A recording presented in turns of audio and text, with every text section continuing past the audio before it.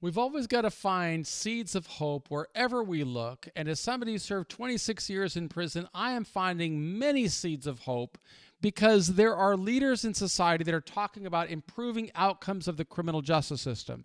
Earlier this evening, I read an article that the AP published covering an interview with the new director, Colette Peters.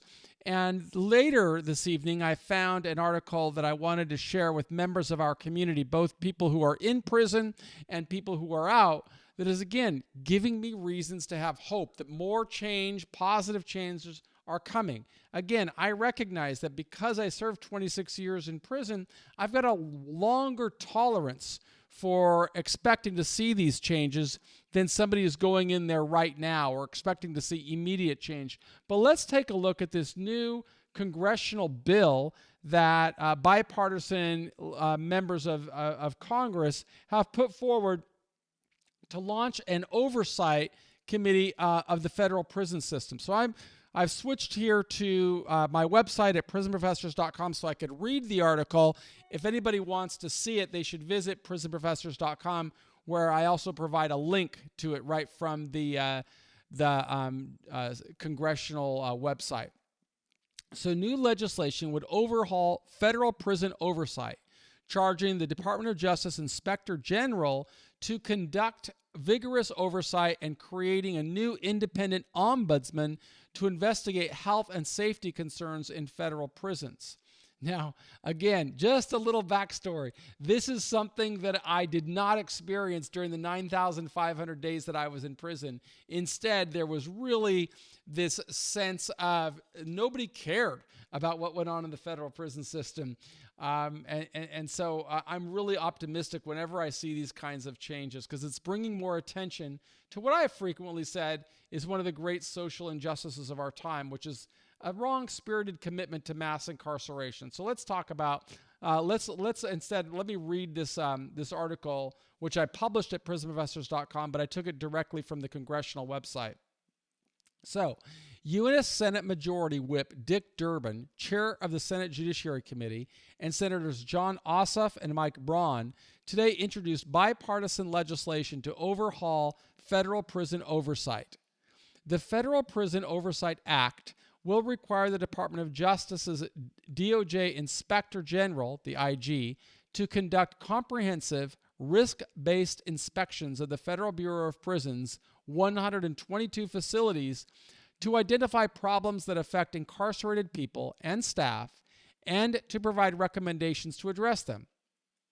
It will require the IG to assign each facility a risk score, with higher risk facilities required to be inspected more often.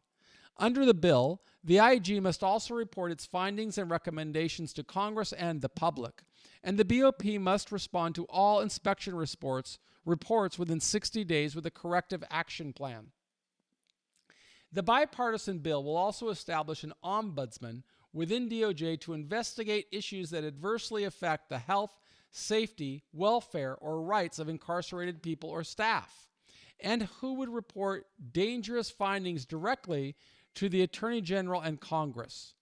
The ombudsman would also be tasked with creating a secure hotline and online form to be made available for family members, friends, and representatives of incarcerated people to submit complaints and inquiries regarding issues within BOP. It is no secret that BOP has been plagued by misconduct. One investigation after another has revealed a culture of abuse, mismanagement, corruption, torture, and death that reaches to the highest levels. And yet it still operates without any meaningful independent oversight. The result has been catastrophic for both incarcerated people and staff, Senator Durbin said.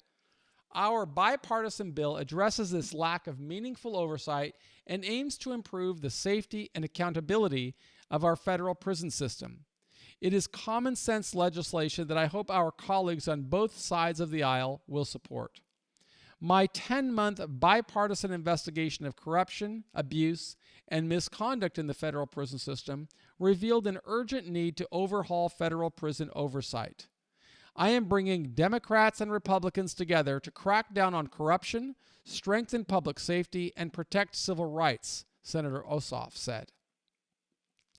More transparency and accountability will help create a safer environment for the correctional officers and staff who work in our federal prisons, as well as the inmates incarcerated in them. This bill does not allow the Department of Justice to intervene into the affairs of state and local jails, and will help to improve working conditions and keep our federal correctional officers safe, said Braun. Durbin, Ossoff, and Braun are the three founding members of the Senate Bipartisan Prison Policy Working Group.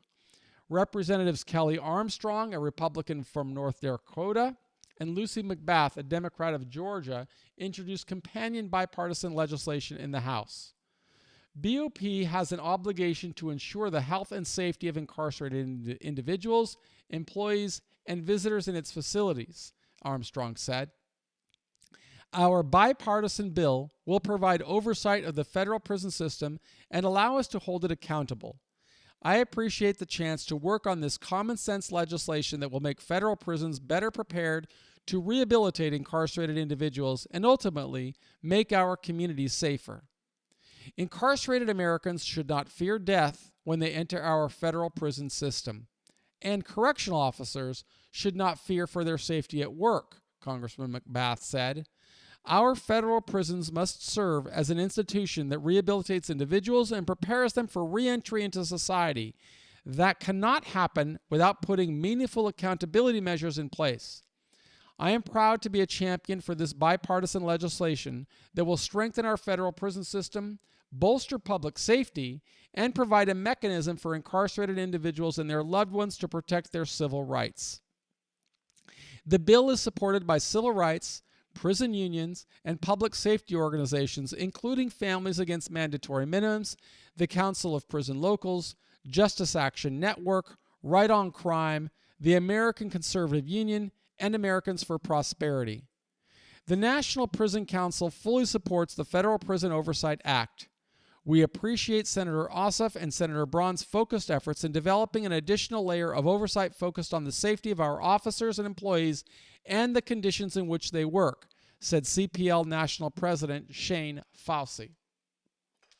By improving our working conditions and institutional environments, the conditions of confinement for all offenders entrusted to our care will improve exponentially.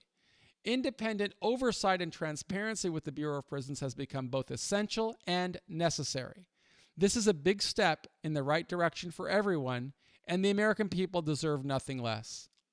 It has been said that sunlight is the best disinfectant, and yet our prisons are the darkest places in the nation, said FAM President Kevin Ring. With no meaningful oversight, incarcerated people and correctional officers are not safe, and our elected leaders are not even aware of the problems that need to be fixed. Families with incarcerated loved ones for years have been calling for greater transparency, safety, and accountability from our federal prisons. The bipartisan bill introduced today answers their calls. And then if you click here on this link on our website, you can read the Bipartisan Federal Prison Oversight Act of 2022. For years, Durbin has sought to address the injustices and challenges that impact the daily lives of incarcerated Americans and their families, along with a staff responsible for protecting both the people incarcerated in our federal prisons and the communities surrounding them. He has worked across the aisle to pass legislation like the Fair Sentencing Act and the First Step Act, held hearings on harrowing conditions of confinement, including the treatment of incarcerated individuals with mental illness and the abuse of solitary confinement, and throughout both Republican and Democratic administrations has pushed DOJ and BOP to improve our criminal justice system. Last year, Senator Durbin called for a new reform-minded director to replace former BOP Director Carvajal following an Associated Press report that found the BOP is a hotbed of abuse, graft, and corruption and has turned a blind eye to employees accused of misconduct. Carvajal's resignation was announced less than 2 months later. In July, Colette Peters was announced as the next director at BOP. Durbin will chair Ms. Peters' first Judiciary Committee oversight hearing tomorrow since taking on this new role. So this article, the Senate Judiciary Committee published this. Let me just see where it was. It published this article on September the 28th, 2022.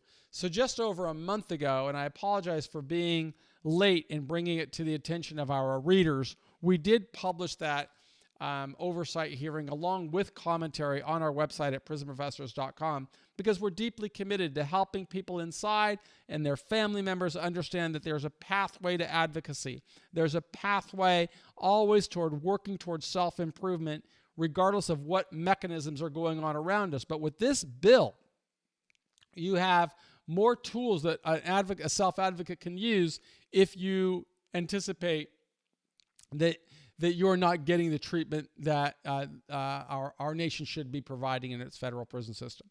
As somebody who did 26 years in prison, I'm very excited about seeing this type of attention because I believe it will lead to better outcomes for all and improve the outcomes of our nation's criminal justice system. My name is Michael Santos, and I'm with Prison Professors, and we believe in you. Make sure that you help these efforts that we're making to bring positive changes by focusing on building a strong release plan and avoiding disciplinary infractions in prison and using your time inside to prepare for a life of meaning and relevance and success so that you can emerge with your dignity intact and go on to lead a life of fulfillment. And that's really what I hope for everybody. Again, my name is Michael Santos, and on behalf of our team of Prison Professors, we believe in you. Thanks.